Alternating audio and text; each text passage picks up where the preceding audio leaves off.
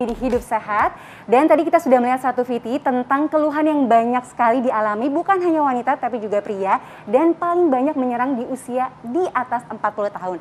Karena itu kita nggak sendiri lagi di sini, tapi sudah bersama narasumber kita yaitu Dr. Connie Melly, spesialis kulit dan kelamin. Halo dokter. Halo, salam sehat. Oke dokter, jadi udah banyak fakta atau mitos yang beredar.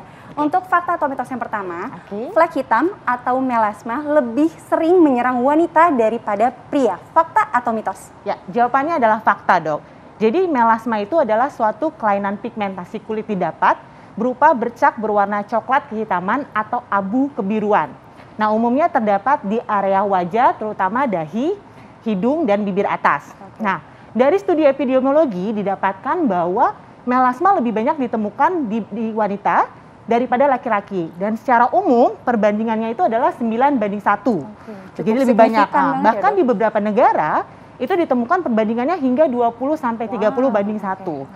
Tuh. Dan selain dari insidensinya pada wanita, ternyata juga lebih banyak ditemukan pada ras kulit yang lebih gelap, contohnya ras Asia dan Hispanik. Makanya Indonesia termasuk negara yang angka kejadian melasmanya cukup tinggi, Dok. Berarti kita termasuk ya, Dok, ya, wanita termasuk banget. Dan juga wanita dan ras Asia. Kalau misalnya penyebabnya itu, Dok, wanita kenapa lebih banyak atau lebih sering terkena flek hitam dan melasma dibandingkan pria? Jadi jadi faktor yang memicu melasma ada banyak, tapi yang berperan di wanita kenapa lebih banyak, dikatakan adalah wanita lebih sering mengalami perubahan hormonal, fluktuasi hormonal, mulai dari dia mungkin mengalami menstruasi, hamil, menggunakan kontrasepsi, dan juga menopause. Jadi itu dikatakan lebih memicu. Nah itu betul. Ini supaya audiens kita, pemirsa di rumah semua nggak roaming ya. Ini apakah flek hitam ini sama dengan melasma? Karena mereka mungkin nggak tahu nih melasma seperti apa gitu. Betul. Jadi flek hitam itu sebenarnya ada banyak. Jadi semua yang dikatakan bercak atau noda kehitaman itu banyak. Contohnya misalnya selain melasma, jadi melasma adalah salah satu yang paling tersering dialami oleh usia di atas 35 tahun. Tetapi flek hitam sendiri itu ada macam-macam. Misalnya yang di atas 35 tahun ke atas juga ada disebut dengan sunspot atau S-spot karena photo aging, penuaan. Kemudian juga ada hiperpigmentasi pasca inflamasi. Misalnya akibat suatu bekas jerawat ataupun suatu bekas peradangan atau eksim. Nah, ada juga flek hitam yang disebabkan misalkan dari karena penggunaan kosmetik atau obat-obatan, seperti itu, Dok. Nah, ini kayak penonton di rumah sekalian langsung tiba-tiba pada pengen ngaca kali ya, pengen lihat ada flek hitamnya banyak apa enggak. Betul. Nah, di antara yang tadi dokter sudah sebutkan tadi ya, penyebabnya apa? Yang paling sering untuk orang Indonesia itu apa biasanya? Yang paling sering untuk jenis fleknya atau penyebabnya, Dok? Iya, penyebab dari melasma itu. Jadi yang paling sering untuk orang Indonesia adalah yang paling sering karena kita tinggal di negara tropis. Jadi yang paling sering adalah pajanan sinar matahari. Kita dengan intensitas yang cukup tinggi di daerah tropis.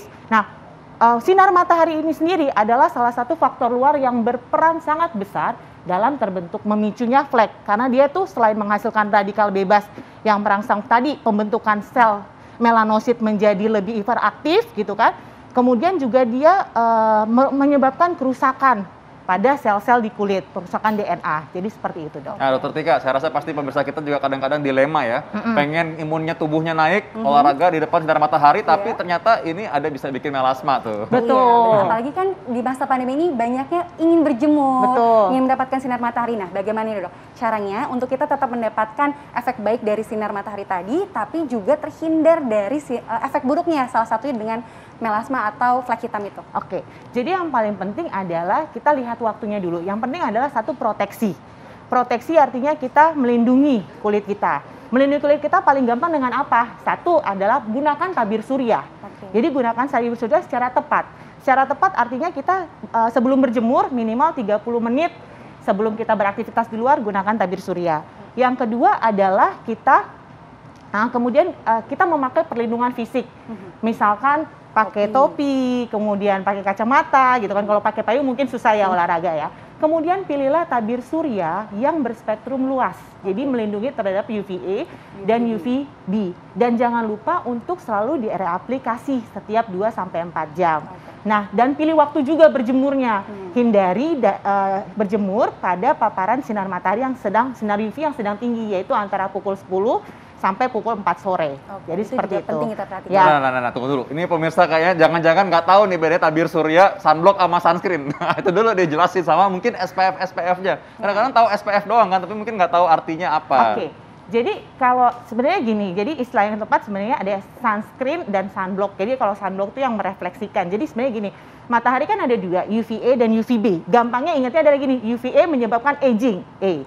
UVB menyebabkan burning. Jadi, nah kalau kita memilih tabir surya itu ada kata-kata istilah SPF dan suka ada tanda plus atau bintang ya. Jadi SPF itu adalah sun protecting factor. Jadi bagaimana kemampuan tabir surya itu memproteksi kulit dibandingkan dengan kulit yang tidak terproteksi. Jadi berapa dosis yang dibutuhkan untuk membuat kulit itu menjadi merah, itu tanda terbakar. Nah, itu istilah SPF. Jadi sebenarnya ada SPF 30, 50, 100, berapa sih yang harus kita pakai sebenarnya ya? Sebenarnya SPF 30 saja itu sudah cukup untuk daerah tropis karena dia sudah bisa memberikan perlindungan sekitar 93%. Sementara SPF 50 itu sekitar 97%. Di atas itu SPF 100 sebenarnya masih dalam penelitian. Apakah cukup, berapa mengatakan SPF 50 saja cukup karena 100 juga tidak terlalu menambah efektivitasnya seperti itu. Kemudian kalau untuk melindungi dengan UVA yang dinilai adalah persistent pigment darkening.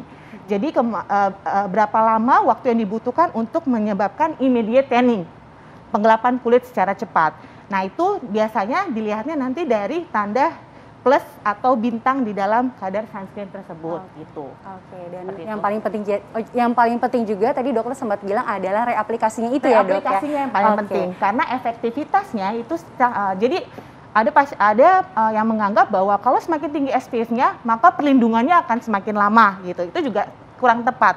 Sebenarnya dalam 4 jam itu atau 2-4 jam itu efektivitas sunscreen sudah menurun jauh. Makanya dianjurkan di reaplikasi setiap 2 hingga 4 jam.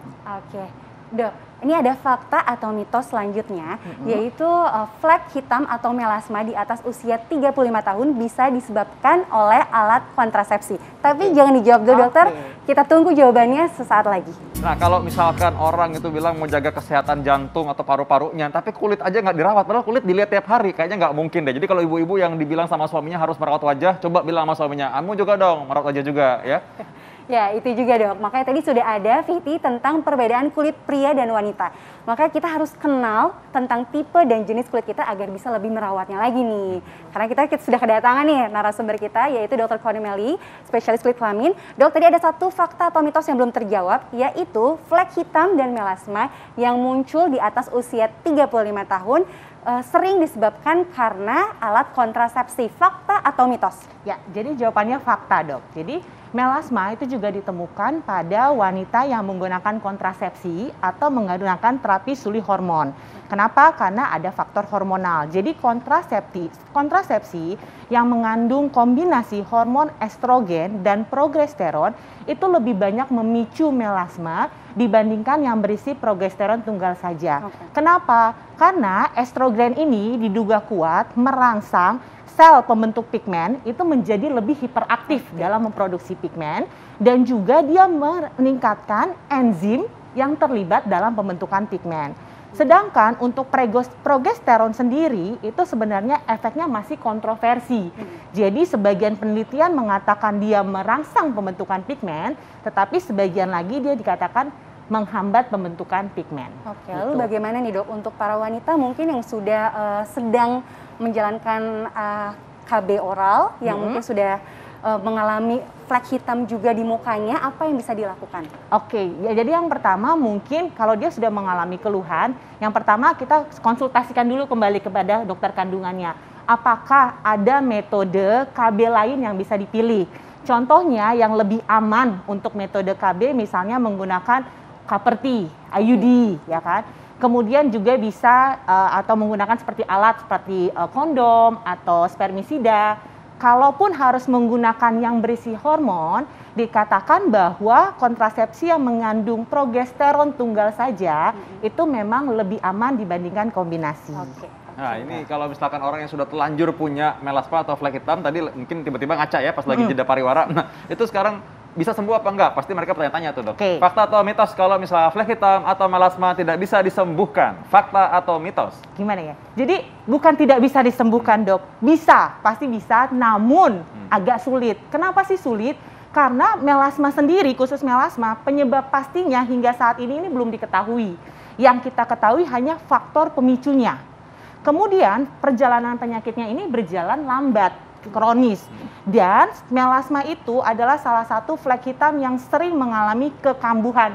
Kenapa? Karena faktor lingkungan, tadi pajanan sinar matahari saja, itu berperan besar untuk memicu kekambuhan. Makanya kalau untuk daerah tertentu kadang-kadang ketika musim dingin, melasmanya agak membaik, seperti itu. Jadi berarti fakta ya kalau misalkan itu tidak bisa disembuhkan karena memang bisa ulang-ulang gitu sebenarnya. Berulang-ulang, tetapi bisa terkontrol, artinya bisa bebas dari flek gitu. Sekarang ilmu pengetahuan dan teknologi itu udah semakin baik. Jadi bisa maksudnya tidak ada fleknya, tetapi kekambuhan mungkin terjadi. Ya, jadi mungkin walaupun fakta melasma tidak bisa disembuhkan, tapi bisa terkontrol kalau Dokter Tika. Betul. Jadi apa nih Dok, treatment-treatment lain yang bisa dilakukan para pemirsa Hidup Sehat TV One di rumah yang sudah terkena flek hitam atau melasma tadi? Mungkin tadi dokter sempat bilang memakai tabir surya secara rutin. Nah, apalagi nih treatment-treatment yang bisa dilakukan oleh para pemirsa di rumah? Jadi selain menggunakan tabir surya, yang pertama kita juga bisa menggunakan lightening agent. Ya, jadi lightening agent ini ada yang memang harus dikonsultasikan ke dokter, diresepkan oleh dokter, kemudian ada juga memang yang ada di over the counter. Misalkan vitamin C, kemudian azelaik gitu kan. Kemudian juga bisa kozik acid, arbutin, itu banyak dijual bebas. Kemudian untuk tindakan sendiri biasanya kita melakukan yaitu peeling kimiawi, kemudian mikrodermabrasi ataupun laser. Ya, cuma emang ini jangan sembarangan ya menggunakan obat-obat tersebut ya. Jadi disarankan harus dalam konsultasi ke dokter, karena kalau kita salah akan memicu iritasi, memicu flek yang akan semakin parah. Kalau untuk makanan Dok, ada nggak sih makanan-makanan tertentu yang bisa menolong atau meringankan flek hitam dan melasma tadi? Atau tidak ada? Jadi prinsipnya seperti ini. Tadi salah satu yang menyebabkan adalah pajanan sinar matahari. Karena pajanan sinar matahari itu menghasilkan radikal bebas. Jadi kuncinya adalah hidup sehat. Jadi hidup sehat, atasi stres, cukup tidur, hindari yang menyebabkan radikal bebas, misalnya merokok, konsumsi alkohol, dan perbanyak konsumsi sayur dan buah yang tinggi antioksidan. Kalau orang-orang di rumah suka begadang, itu gimana? Mereka harus tahu nih bahwa itu juga bisa menyebabkan seorang penuaan dini dan lain-lain. Betul sekali. Jadi kan penuaan dini ada faktor dalam, ada faktor luar ya Dok ya. Jadi kalau faktor luar tadi yang dari faktor luar itu yang termasuk adalah lingkungan dan gaya hidup. Dengan kita stres dan kita bergadang, itu nanti hormon-hormon yang memicu stres akan keluar. Dan nanti ujung-ujungnya akan merangsang hormon yang memicu flek. Jadi semua itu seperti berkesinambungan satu sama lain. Gitu. Thank you dokter. Wah, makanya hidup sehat ya. Makanya nonton hidup sehat terus ya kalau gitu. Betul sekali. Pilih hidup sehat untuk kualitas hidup yang lebih baik juga. Dan luar dan dalam. Iya dokter, terima kasih banyak untuk semua informasinya. Sangat bermanfaat sekali.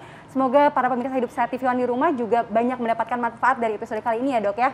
Iya, dan kita udah 60 menit loh ternyata ya. Nggak rasa ya, seru banget. Tapi kita kembali lagi besok kok. Tenang saja, Hidup Sehat tiap hari Senin sampai Jumat pukul 9 sampai pukul 10 waktu Indonesia Barat ya. Ya, jangan lupa juga kalau yang ketinggalan, kalian masih bisa cek di tv1news.com untuk berbagai informasi menarik lainnya. Ya, baik. Saya Dr. Vito Damai. Saya Dr. Tika Syah, Indonesia Hidup Sehat. Dokter, terima kasih. Terima kasih dok.